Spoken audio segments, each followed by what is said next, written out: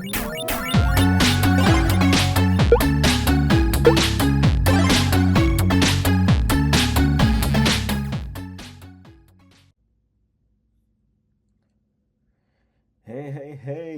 It's been a while, guys. Welcome to BTLO Replay. We got a crazy lab today. The most infamous lab, right? SUKANA. Yeah, it's about that time. It is about that time.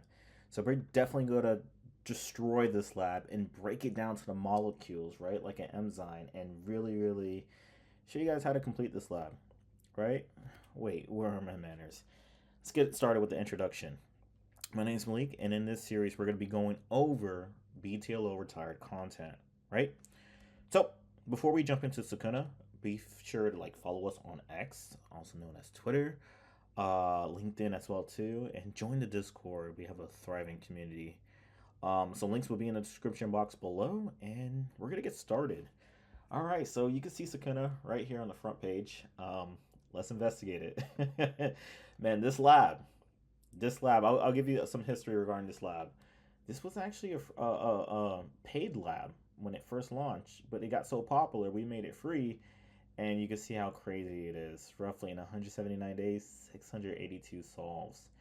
Now, it may be labeled as an easy lab, but it's crazy. This lab takes you around the whole SOC analyst incident. It's crazy, right? This lab has a lot of stuff in it. Let's see, where do we get started? So we're going to boot up the investigation, and then I'll see you guys here. This scenario, it has nothing to do with the actual lab. It's just some lore I wrote. I'll let you guys read this. Pretty cool. But pretty much we are going through a technical challenge, an OA objective assessment for this role as a DFIR analyst. And let's see if we can pass it and get the job. All right. I'm going to boot it up. I'll see you guys on the back end. Sweet. All right, I am back. Let's get started. So I'm logging into my machine. This is a Windows environment, so keep that in mind. Let's log into this machine. The user should be BTLO. There we go, BTLO player. Man, let's get started. So we're going to go through these questions quite fast. As the lab creator, I know exactly where to look, but I will be explaining the methodology, right? Reasonings behind it. Yeah, looking back at it, it was an interesting lab. All right, so we have our tools, which we'll be utilizing. Let's see how many we got here. And we have our investigation file. So let's get started with question 1. Let me actually move this over here. We can have some view on our screen. Yeah, we have a lot of tools. This is a great beginner lab, especially in cybersecurity. All right, investigation. What does it want us to do? What is the SHA-256 hash value of the malware file, right? So looking at our investigation folder, we have a C drive, which we don't see any malware in here. So we're gonna not look into that. We have the Tesserax report. We'll come back to that later. Sample, this will be specifically for question 20, as you can see right here. This is just for question 20. I know a lot of students get tripped up on this. This portion is just for question 20, right? So come back to that later on in this video. Wireshark, that's a dump. Well, and obviously the malware's not in there. And these are just memory logs. All right, so we want to look into here. Now, let me see if I could do a right click and open with Thunderbird. See that? Yeah, let's give me that option. We're going to look into this EML file, right? This is going to be our main point of contact when it comes to fighting the malware, right? We looked through all this, couldn't really find anything of significance. So let's see if the malware was actually delivered through the email file. So Thunderbird's loading up. That's one of the tools in this lab. As you can see right here, you can either open it up individually or you could just right click and open it up. So we see right here, we have an email chain. I'll full screen this so you guys can see. Turn off AV and run. So obviously, if you've been in the field, right, for just barely even 3 months, you'll know that's a red flag, right? no one, that's a weird subject header, right, for an email. And this is quite strange. Why would you turn off your antivirus solution and run this random file, right? So let's read the email. It's from Secret Society 2023. Again, giving me some cultish vibes. Not good, right? Proton mail, right? Hi, Boris. Please run the following AV software to scan your PC for threats. As discussed, you first need to turn off your Windows active antivirus, as this may clash with our software. Cheers, New World Order. Guys, if you're an end user and you fall for this, come on, step up your security posture. This is multiple red flags, right? Looking like a Chinese communist parade. Let's actually, and we're on a sandbox environment, right? So we can actually do what we want in here. So let's look at this attachment, and you got to be careful with this, right? Let me actually check this right now.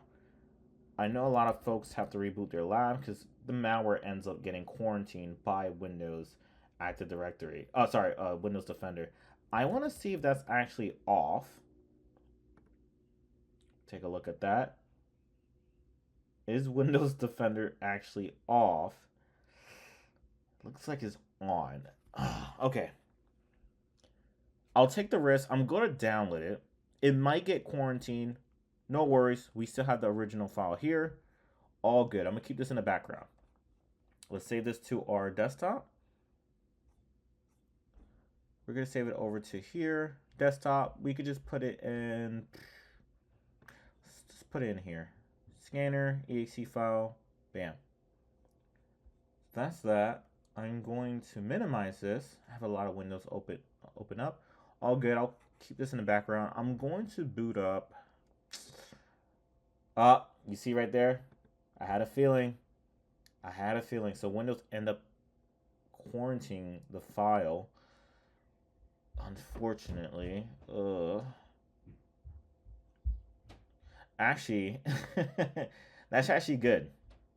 That's actually good because this is going to answer one of our questions later on in the story. Actually, we see scanners right there. We might still be able to get the hash. Let's jump a little bit. Question 6, because this actually, oh, it disappeared. I don't know if you guys seen it, but that actually correlates with question 6, right? Let's see if I could quickly download that again. The malware. Let me actually lower this. Scanner. So Windows found the threat found. You want to take a good look at the name. Let me see. Is it on my left or right? It's on my right. Okay, cool. This actually correlates with question 6. What is the scripting language? What scripting language is the C2 framework primarily written in? And it also correlates with question 5 as well too. So we're going to jump into these first since we have Defender on before we jump into anything. So let's look at the threat history. There we go right here. Posh C2.G. So we did this portion already. What's the name of the threat according to Defender Antivirus? Let's actually put that in. I'm not sure on the actual receiver tool, colon. Not sure if it wants all of this, but we'll put it in. C2.G. Oops. Well, that was supposed to be capital G, but same thing. So yes, we got question 5 out the way. Cool. Now, question 6 wants us to look up the scripting language used for this framework. So let's actually copy this to our host machine, go over here, paste that, and let's see what we get from here. I'm gonna load this up real quick. Actually, let me actually do this. Get rid of this. There we go. Try it this way. As you can see, there it is right there, right? Microsoft, and you can see right here, read the docs. Let's take a look at this. Read the docs. Poshy 2, which you can see right here, right? Which is a C2, a command and control framework used to aid penetration testers with red teaming. Now, obviously, in this case, an attacker used this potentially as a jump box or another machine to help with the attack. Now, we could actually read and see what language it's written in, and it says Python 3, right? This framework is written in Python 3. Looks like it has some other stuff. Let's give that a shot. Let's give it a shot. Let's put the main language that it's primarily written in. Python.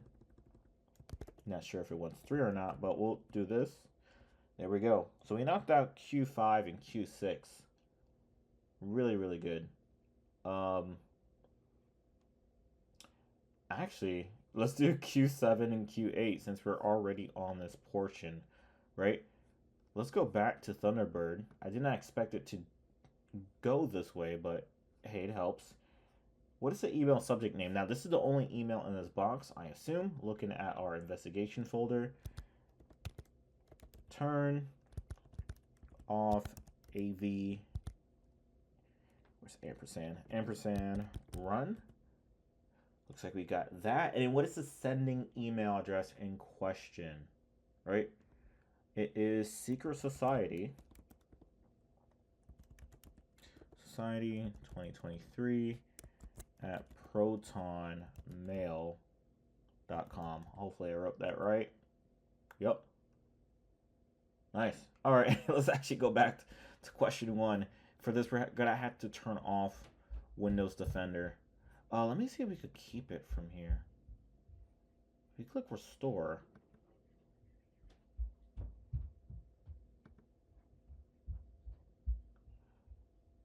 I click restore. Let's actually go back to the machine. I don't know if it's gonna constantly delete it. So we have it right there. We could quickly go to PowerShell, CMD, doesn't really matter. I'm going to Windows PowerShell. Well, we still have the chance here. Let's do a quick dir. We're going to CD into desktop. That's where we have the malware at. Do another dir. There we go. We have the scanner there. Let's see if we could quickly get the hash. I believe it's get-file hash. Put the algorithm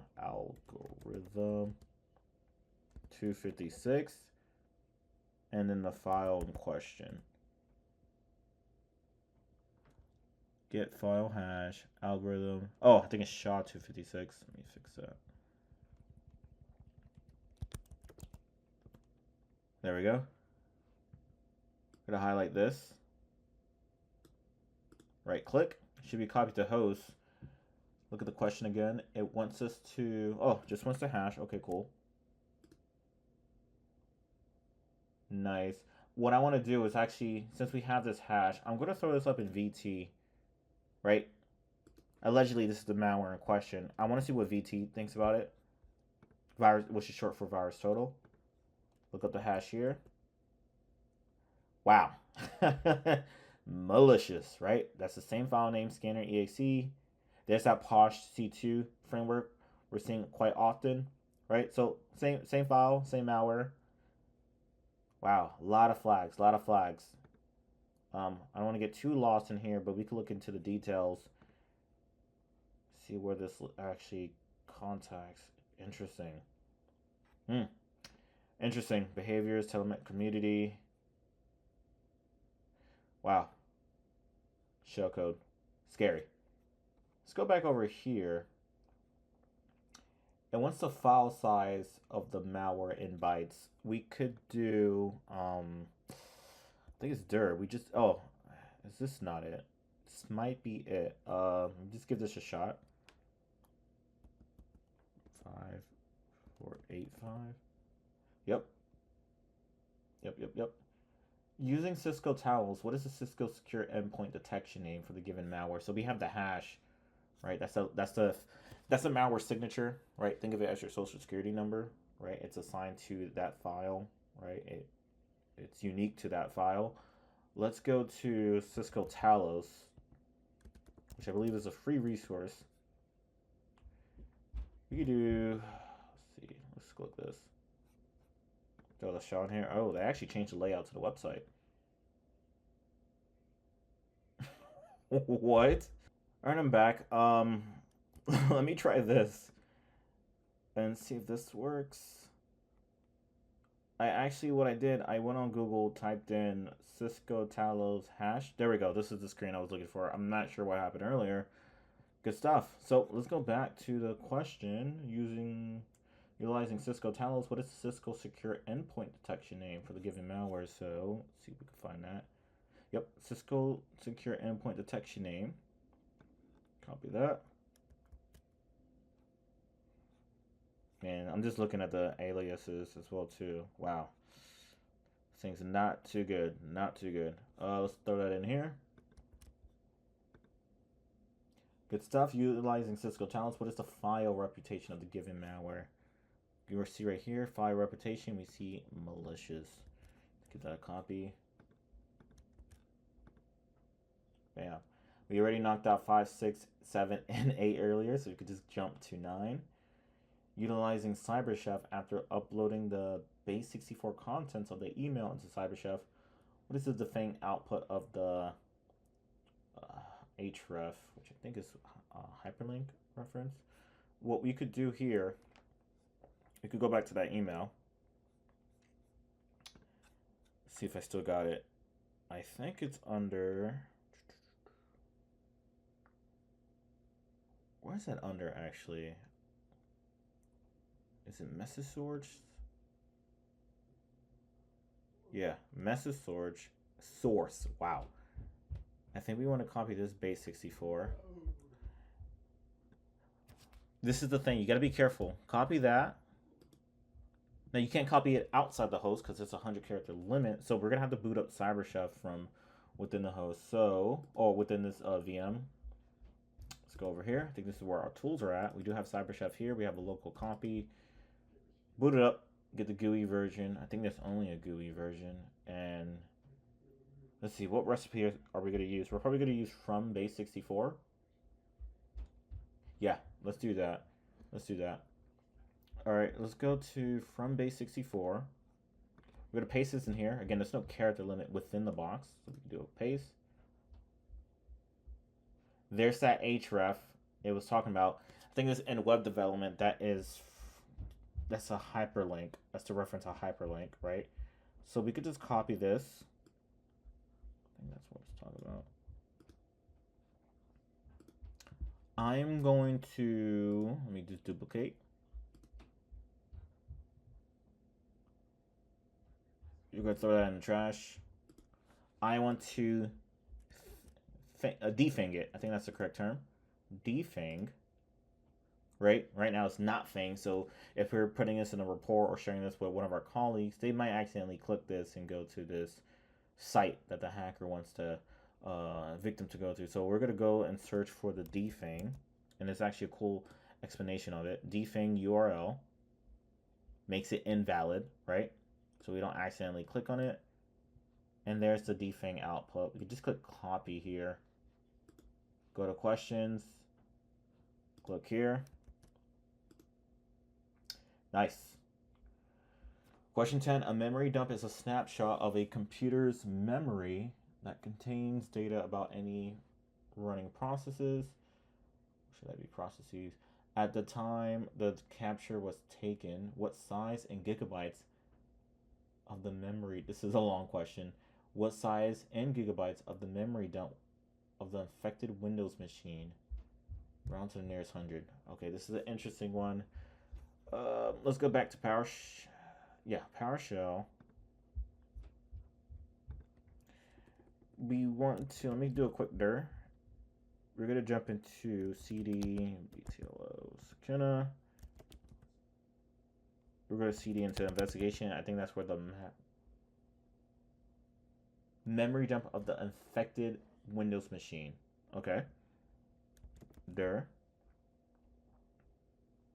So we have the memory dump right here of the alleged affected Windows machine. So this is it in bytes. So we're just going to copy that. And actually, if your math is quite good, you could probably calculate the gigabytes from here, right? Copy that. But we're going to use Google. What does it want?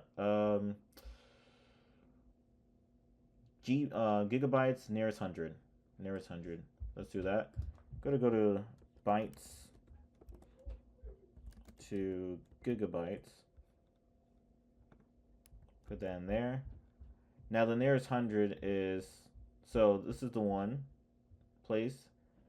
After the decimal is the 10th place.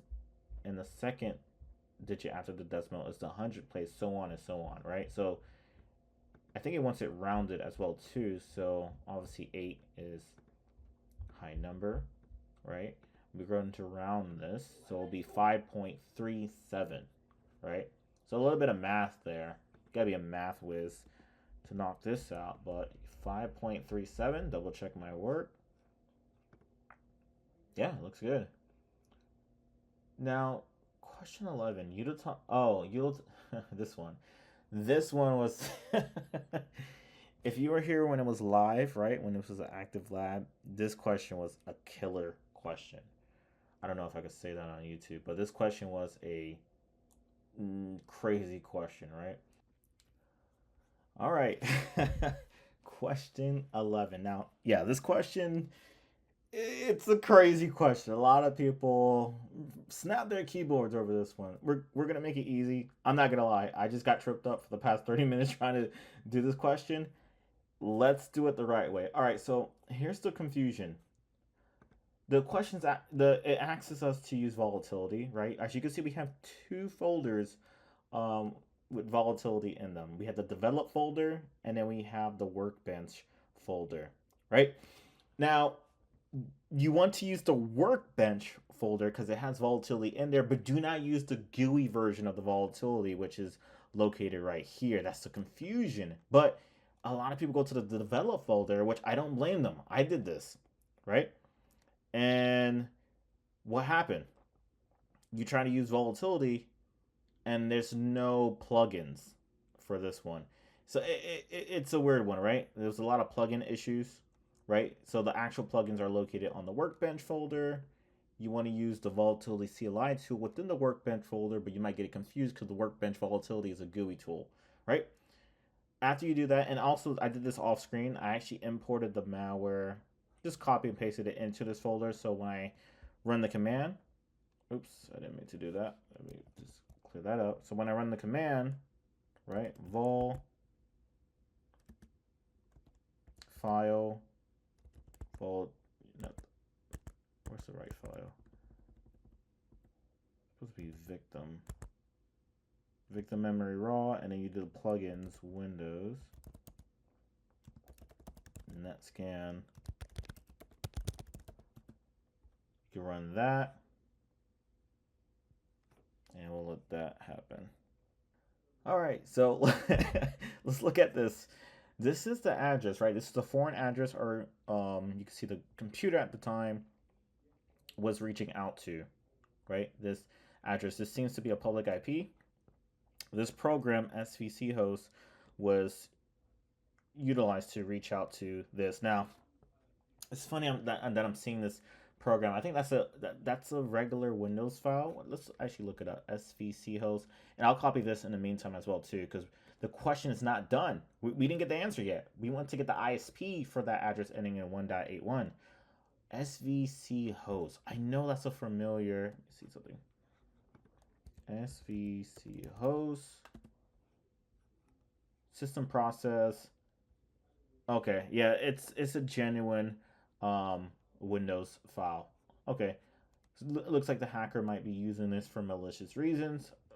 Again, we can't assume, but it's what we have thus far. Now let's actually go to a website and let's actually do an IP lookup. IP lookup. I'll put this IP, and we could go over here. And look what we have. We have Microsoft as the owner of the domain. There we go. Look at this. Owned by Microsoft, right? That's the ISP, Microsoft. So let's actually put that in our question or our answer and see where we go from here.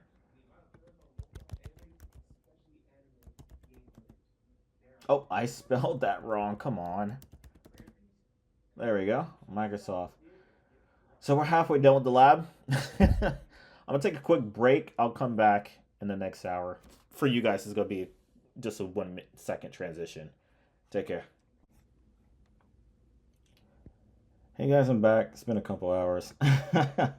We are going to finish the rest of the questions. I didn't realize how long this lab was for an easy one. So we left off at question 12. Let me just log in while we're doing question 12. On the topic of volatility, what kind of digital evidence does it analyze from computers? Keep in mind this volatile memory is very common within a computer. This is self-explanatory, right? For those that don't know, this is RAM, right? Well, all of our computers have it. It's a way to capture, volatile data for the time being. And, when the computer turns off, it disintegrates. There's some residue, but you pretty much get the point, right?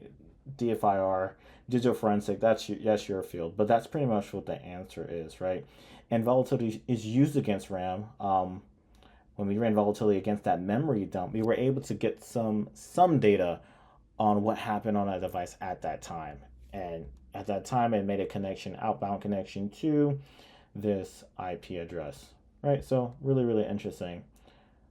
Next one is saying utilize Wireshark. What is the destination port for the network ILC on the Intenser file? So we can actually do a little skip, right? We actually don't have to boot up Wireshark.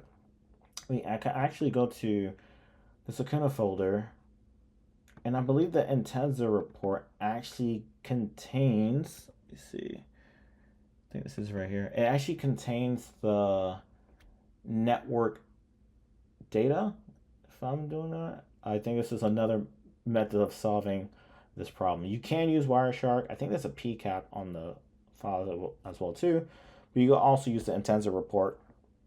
All right. Let's see. Close this. So if we scroll down a little bit, right here, network ILC. Actually, is it here? Actually, let's just double check. I could be wrong. What is the destination port for the? Okay, so this just gives us the IP in question. We're gonna have to boot up Wireshark. Put that as a filter, and then we're gonna see the port utilized. Okay, interesting. Let me actually copy this.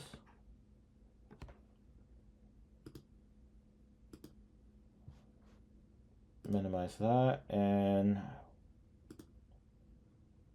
Wireshark's here, and we could just click on this dump.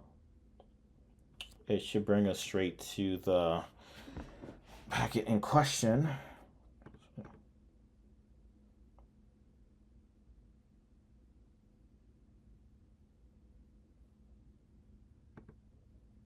Gonna let that load up.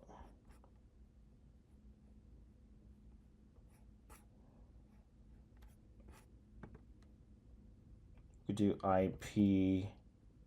That was a destination port, right? If I'm not mistaken, at the Intenser report. The IP destination, I think, is equals, and then we paste. Click enter.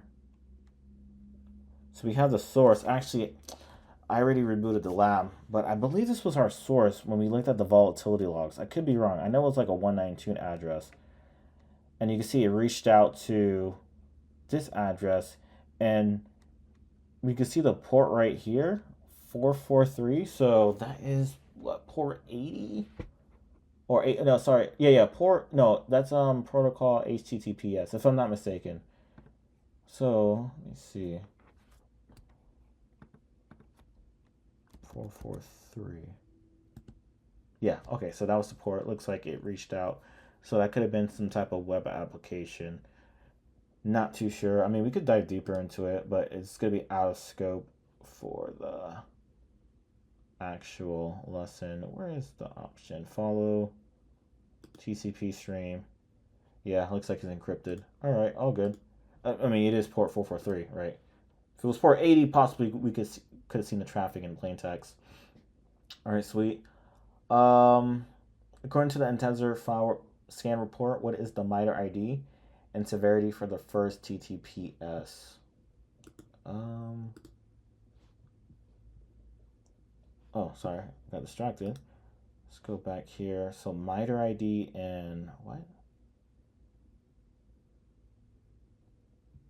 MITRE ID. Oh, let me read that question again. What is the MITRE ID and severity for the first? So this is the first one. So we have the severity as high. Now we want the MITRE ID for this technique. So we could do a copy. Do I still have the, yep.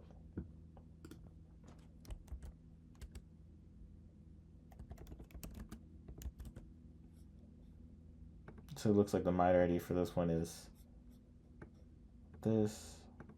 Process injection.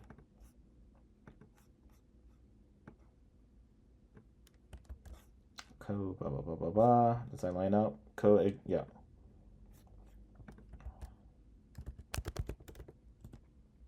Sweet. Oh God, this is a challenging lab actually. Utilize Timeline Explorer. Let's look at the related sample CSV file we got from Intensor. There's an additional file sample known to be related to the main sample. When was this generic malware first seen? Jeez. So we're going to be using Timeline Explorer. God, this lab got us going everywhere. Tools. Timeline Explorer. Let's boot this up. All right, we finally got Timeline up. We're going to open that CSV file, which is actually located in SUKANA investigation sample right here. That has a weird name. Boot this up. What was the question? What kind of digital device or evidence does it analyze from computers? Keep in mind, is volatile memory very common within computers? No, sorry, I'm looking at the wrong one. When was the generic malware first seen? Oh, right there. Can I copy and paste? Can I not copy this? Ouch. Yeah, it does line up. So let's give that a shot. Fries 08 May.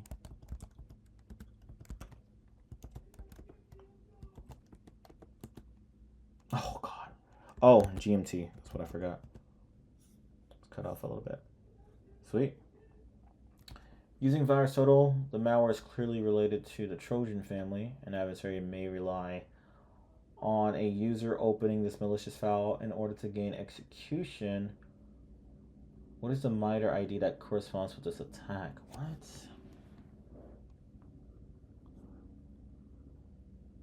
An adversary may rely on the user opening. I can't even copy the hash to even look it up on VirusTotal. We could go based off this.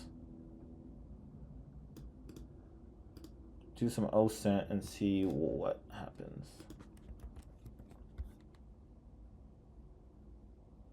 Oh, it's right there. An adversary may rely on the user opening a malicious file in order to gain execution. So it looks like it's a sub technique. Which, yeah, that does align with the format. Sweet. How many? Oh, we're actually almost done. Sweet. Utilize Timeline Explorer after using MFTE CMD command line MFT parser to upload the CSV. Oh my God, MFT and TE. What? It's like I'm speaking another language. Locate the file name FN0x10. Create timestamp for the malware file. Whoa. So I think, let me try to think. It wants us to use MFT. So that's one of Zimmerman tools to upload. Damn, what the hell? MFT and TE. Okay. Let's break this down. I don't think we might need timeline. It wants us, if you go to, there we go, MFT. Now this is a CLI tool, so we're gonna have to run this in the CLI. So what we could do here, copy this.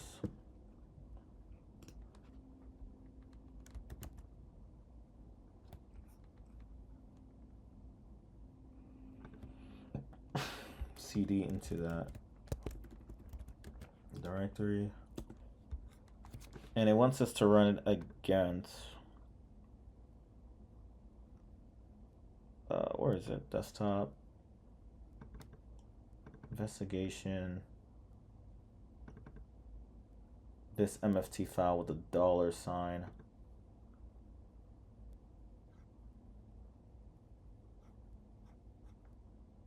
Yeah. So yeah, the thing about this question though is the format. It's crazy, right? This is something you're gonna have to like look up. Geez, yeah, I'm gonna have to look this up to see the MFT format. I don't remember it by heart. We could quickly look it up. MFT CMD.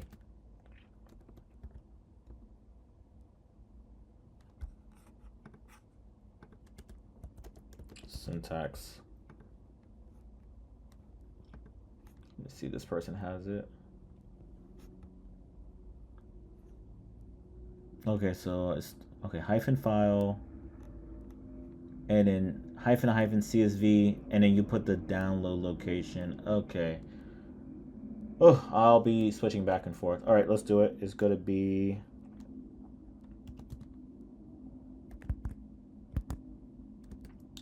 file. Oh, I think that's lowercase. That will be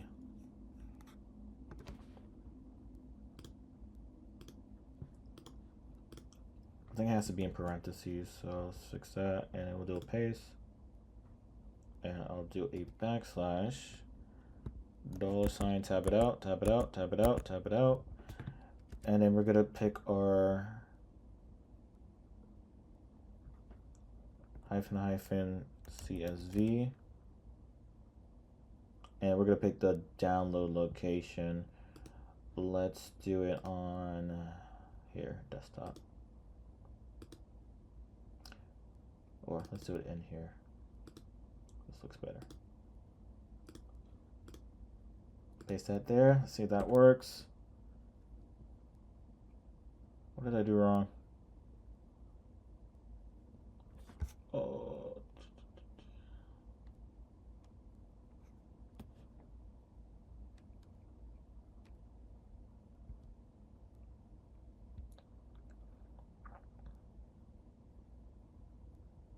Where's that dot coming from?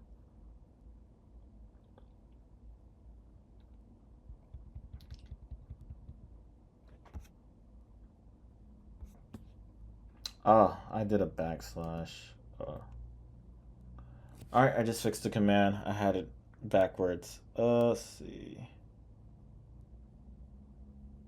I need admin privileges for this? Oh, man. Okay. Just copy this. Can I launch CMD as admin?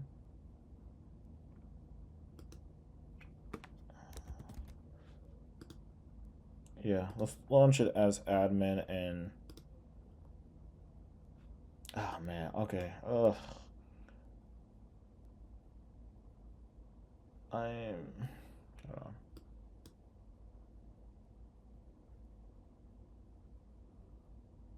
I have to CD2 over here. Oh, it ended up running. What the hell? There it is right there. Okay, it looks like I didn't really need admin. Interesting.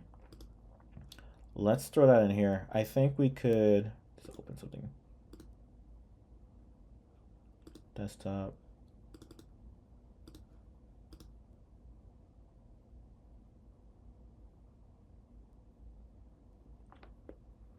We'll take a look at this. And it wants this creation timestamp for said malware. Man, that's a tough one, man.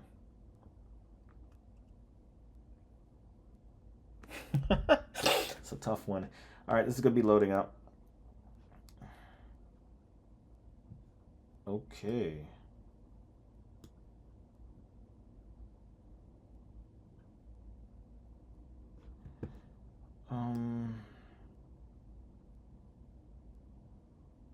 All right. So pretty much what I did, I used the search box to type in scanner to get the malware name, and then I found the creation timestamp. Interesting. Okay, cool. Let's see. Boot. As easily guess. So we have to do the same method, but with boots. So I could just enter, do an up key, and we could change that last portion of C to boot. Actually, we got the cluster size here. Yeah, cluster size. It's actually right here. So we actually got it through the output. All good. Nice. You can't find this when you actually use timeline, but I guess we found a little shortcut. Oh, last two questions. Gosh, thank you. With the last answer in mind, we could tell that the victim drive is quite large. If this was a legacy system, what sector and size in bytes would be required to boot this system? So this seems like another OSINT question. I'm going to throw this in here. 512. Yep, legacy can't boot media other than 512 bytes. Easy one. And the last question, autopsy. All right, so for this one, I'm going to shut everything off because I need as much power as I could use in this event. And let me, speaking of autopsy, is it here actually? Yep, right here. So we're going to be using GUI. I think that's only a GUI. And we're going to load this up. Now, with the autopsy one, you do want to go to... actually, where did I put the notepad at? I think I have it in here. Sam Bowl, shout out to him. So this is going to be the instruction for this question. You have to follow this to a T.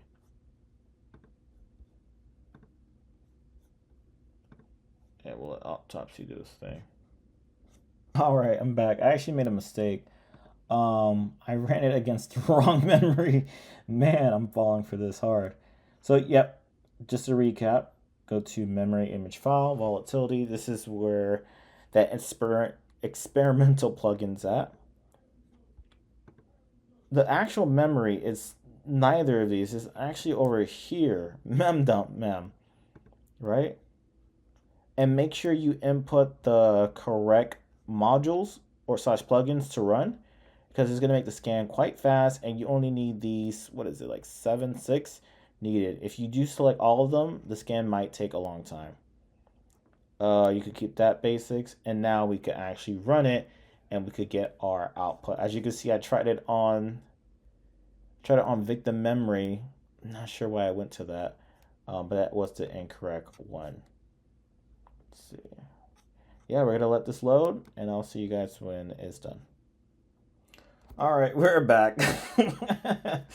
Whew, man, this lab is tough. All right, so just in case I forgot, many of you forgot. Question 20, utilize autopsy. We're going to examine the memory dump, right, provided by Sam Bowell, an instructor at City College, San Francisco. So we'll give us more practice with autopsy. What is Waldo's password? So remember one of the modules we used were, I believe it was console. Yep. You can look into console right here and look into the history, see what took place at this time. So you see you have a command net user Waldo, and you have QWERTY -add, /add. So it wants the password, right? Now, let's give this a shot. That's not it. Okay, could be wrong. You can tell I'm rusty at this. QWERTY. I wonder if those are just users, actually. That was just a command to make users. So, scroll up. Net user.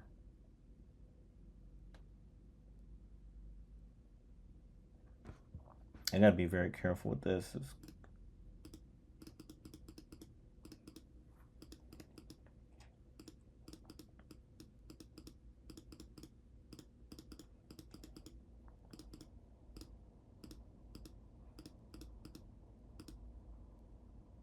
And we can see the syntax here. So net user, username, password.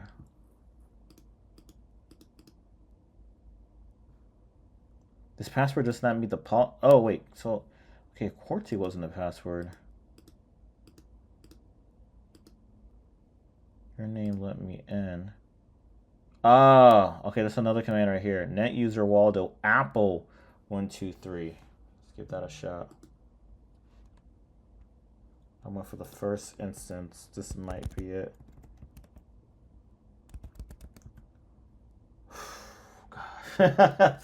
SUKANA has been conquered. About freaking time. Good stuff, good stuff. Yeah, so that's going to be the lab for SUKANA. Very challenging lab, actually, going back through it. Not sure why this was rated an easy, but hey, it is what it is. Hope you guys enjoyed it, and yeah, make sure to like and subscribe. Follow us on LinkedIn and Twitter and Facebook, whatever social media apps you have. Keep supporting, join the Discord. I have been Malik, and you guys have a good one. Peace.